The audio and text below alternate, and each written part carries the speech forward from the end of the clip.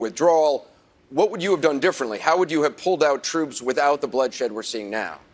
Oh, first of all, we've got to understand the reality of the situation there, which is that the slaughter of the Kurds being done by Turkey is yet another negative consequence of the regime change war that we've been waging in Syria. Donald Trump has the blood of the Kurds on his hand, but so do many of the politicians in our country from both parties who have supported this ongoing regime change war in Syria that started in 2011, along with many in the mainstream media who have been championing and cheerleading this regime change war.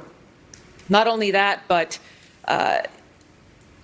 New York Times and CNN have also smeared veterans like myself for calling for an end to this regime change war.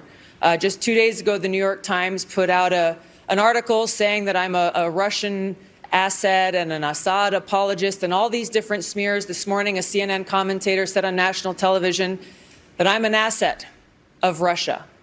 Completely despicable. As president, I will end these regime change wars by doing two things: ending the draconian sanctions that are really a modern-day siege, the likes of which we are seeing Saudi Arabia wage against Yemen, that have caused tens and thousands of Syrian civilians to die and to starve. And I would make sure that we stop supporting terrorists like al-Qaeda in Syria, who've been the ground force in this ongoing regime change war.